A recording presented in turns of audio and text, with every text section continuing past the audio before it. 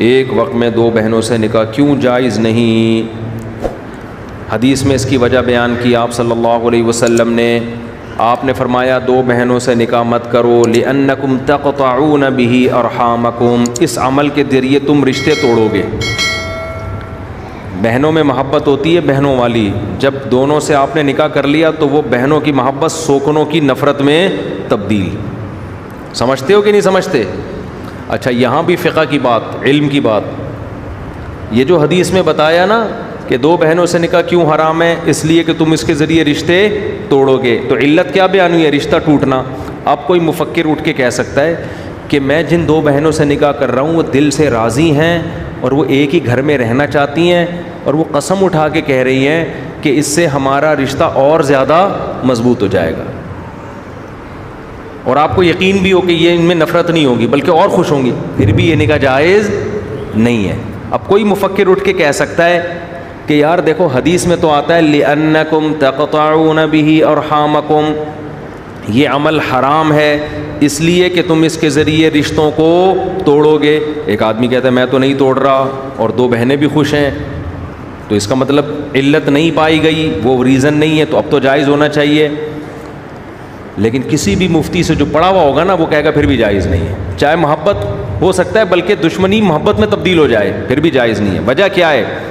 یہ چیز اصول فقہ میں پڑھنے کی ہوتی ہے کہ ایک چیز ہوتی ہے علت اور ایک چیز ہوتی ہے حکمت. اللہ نے جو ہمیں احکام دیے ہیں نا ان میں بعض دفعہ اس حکم کی اللہ نے حکمت بیان کی ہوتی ہے، تو حکم کا مدار اس حکمت پر نہیں ہوتا.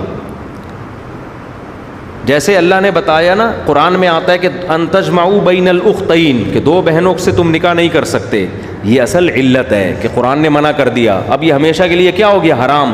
حدیث میں جو آتا ہے نا کہ تم اس کے ذریعے رشتوں کو توڑو گے، یہ اس حکم کی ایک حکمت بیان کی جا رہی ہے کہ عام طور پر ایسا ہوتا ہے. اس کا مطلب یہ نہیں ہے کہ یہ حکمت اگر نہیں پائی جائے گی تو پھر تم کر سکتے ہو، نہ حرام تو پھر بھی ہے. تو یہ ہے علت. اس کی مثال ایسے ہے جیسے علماء بیان کرتے ہیں بھئی یہ حرام گوشت کھانے پر پابندی کیوں ہے کہ جو انسان جس جانور کا گوشت کھاتا ہے نا اس کی خصوصیات اس کی باڈی میں آتی ہیں. اب آپ کتے بلی کھاؤ گے تو اندر سے کتے بلی بننا شروع ہو جاؤ گے، حرکتیں وہی کرو گے، گند کھا رہے ہو نا آپ.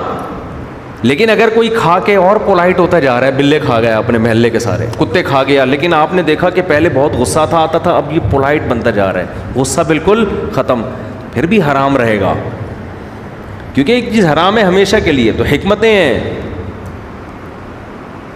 اللہ جو باپ کی وراثت اولاد کو دیتا ہے، باپ کی وراثت اولاد کو دیتے ہیں نا اللہ تعالیٰ، تو اس میں بہت ساری حکمتیں ہیں. لیکن یہ حکمتیں نہیں بھی پائی جائیں گی پھر بھی باپ کی وراثت ملے گی کس کو؟ بہر صورت اولاد ہی کو ملے گی. تو سود کو حرام قرار دینے میں بہت ساری حکمتیں ہیں. نماز کی حکمت اللہ نے بیان کی ہے، بے حیائی سے روکتی ہے. کسی کو نہیں روک رہی ہو پھر بھی نماز پڑھنی پڑے گی اس کو.